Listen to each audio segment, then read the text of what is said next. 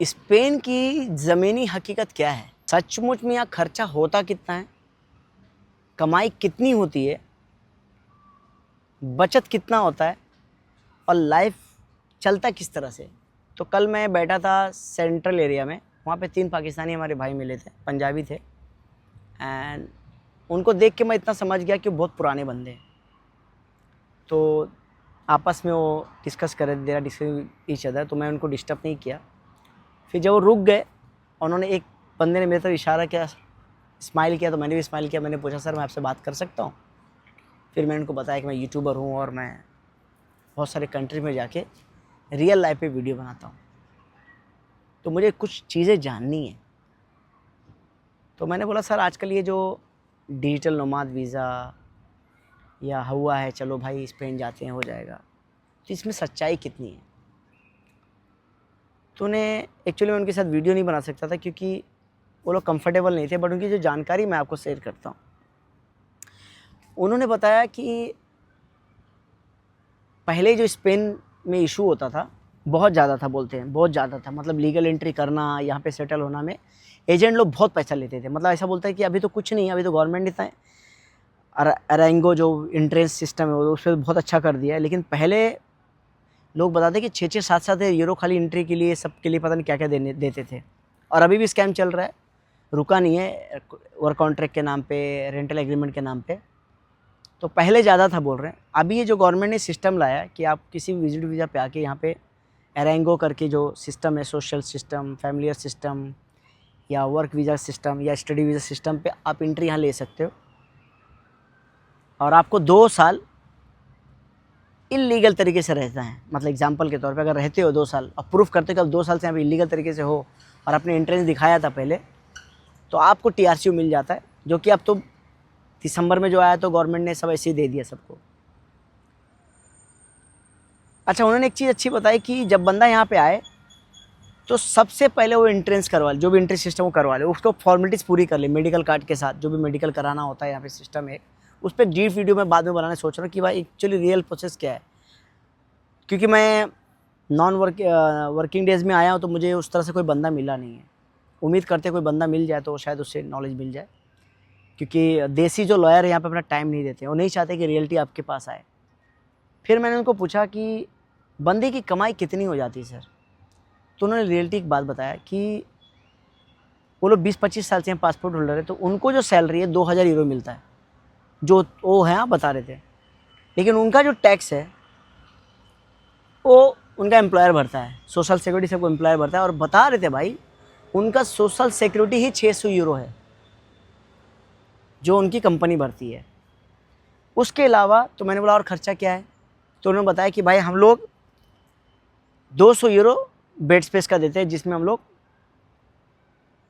225 euro, sorry, कि 450 का एक कमरा है, उसमें 2 लोग रहते हैं, तो 225 यूरो हम लोग देते हैं। और उसी कमरे में अगर 4 लोग रहें तो 600 का रूम होता है, 150-150 भी आ जाता है, लेकिन थोड़ा कंजेस्टेड हो जाता है, तो मोस्टली 2 लोगों का हो जाता है। खाने का उन्होंने बताया कि हम लोग का 100-150 में हो जाता है। और टैक्स जब गवर्नमेंट भर रही है तो ट्रांसपोर्ट सिस्टम तो यहाँ का सिस्टम प्रॉब्लम है ही नहीं है, ठीक है। ये चीज़ हेल्थ के मामले में कोई कॉम्प्रोमाइज़ नहीं कि गवर्नमेंट टेक केयर करती है। अब उधर बता रहे थे कि बंदे के पास सबसे पहले यहाँ पे होना चाहिए निफ नंबर, जो भी टैक्सेशन नंबर होता है वो होना चाहिए, वो सोशल सिक्योरिटी से कनेक्टेड होना चाहिए, तो उसको तभी बेनिफिट चालू होता है। ये बंदे लोग नहीं बताते यहाँ पे। और एनिफ नंबर पे भी बहुत ज़्यादा लूटा जा रहा है, बता रहे थे वो। एकोमोडेशन का पेपर दिखाने में काफ़ी लूटा जा रहा है। तो बोले थे यहाँ पे आने के पहले बंदे को रिसर्च कर लेना चाहिए। और क्योंकि जब आप अनडॉक्यूमेंटेड रहोगे आने के बाद, तो आपको मोस्टली इंडियन पाकिस्तानी जो एप्रेशन वही लोग जॉब देंगे, यूरोपियन आपको भूल जाओ कि जॉब देंगे, वही लोग जॉब देंगे। और आपको जो सैलरी 6-7 यूरो मिलती है तो आपको 2-3-4 यूरो देंगे। तो आपको सर्वाइव करना है 2 साल एटलीस्ट, मतलब 2 साल अगर सर्वाइव कर लिए तो फिर ज़िंदगी आगे थोड़ी बढ़ सकती है। जो वर्किंग वीज़ा मैंने देखा है यहाँ पे लोगों के बारे में, ज़्यादातर ओल्ट में, हेल्पर में काम करते लोगों को मैंने देखा है। टैक्सी में भी देखा, काफ़ी टैक्सी वाले लोग हैं, लेकिन उनका सब पेपर डॉक्यूमेंट हो गए हैं।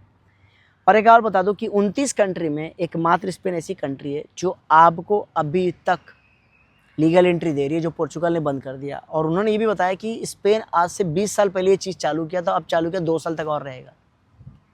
जो मैं सबको लोगों को बोल रहा हूँ कि ये गेम सिर्फ 2-3 साल का है, साल 2 साल के बाद शायद ये भी बंद हो जाए, तो ज़्यादा टाइम मत लगाओ।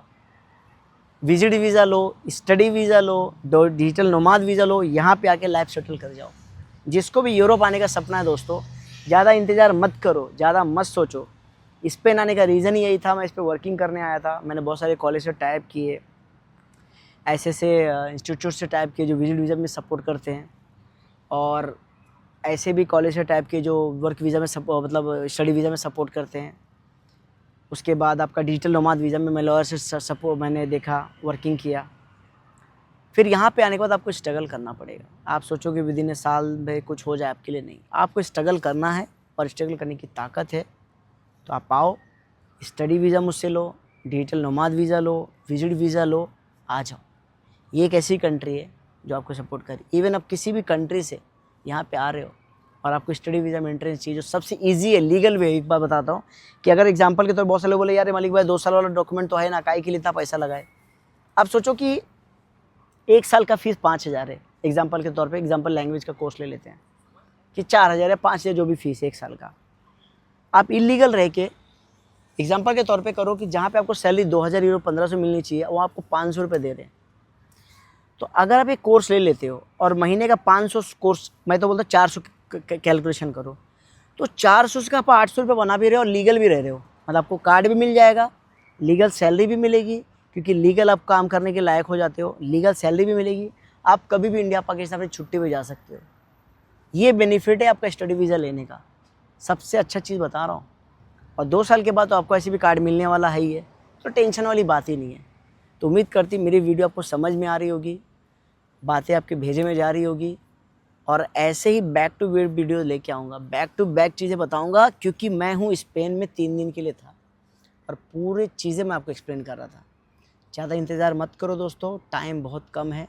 पोर्चुगल ने दरवाजे बंद कर दिए हैं, जर्मन वीज़ा देता नहीं है, स्लोवाकिया बहुत स्लो हो चुका है। स्लोवाकिया ठीक है, अगर आपका वो अच्छा टच है तो पॉसिबल है। पोलैंड लगभग अभी बहुत स्लो है। बहुत सारे कंट्री और वीज़ा डिले कर रही है। विजिट वीज़ा का अपॉइंटमेंट जल्दी मिलता नहीं है। टाइम मत करो, आ जाओ, सेटल हो जाओ, अपनी लाइफ बनाओ। सोशल मीडिया को सही बंदे को फॉलो करो, क्योंकि जितने भी बंदा सोशल मीडिया पे वीडियो बनाते हैं ना, स्पेन का है किसी का, मैं आपको एक लिख के देता हूँ, उन्होंने कभी दिल्ली से मुंबई भी नहीं गए होंगे। मैं तो ये भी बोलता हूँ कि अबू धाबी से लेकर दुबई या दुबई से अबू धाबी भी नहीं देखे होंगे। एक बंद कमरे में पीछे बैनर लगा के वर्ल्ड का आप अगर वीडियो बना रहे तो कोई लॉजिक नहीं है। हिम्मत है तो ऐसा वीडियो बना के दिखाओ जैसे मैं यहाँ पे बैठा हूँ स्पेन के अंदर, इस वक्त वीडियो बना रहा हूँ आप सबके लिए। Thank you very much.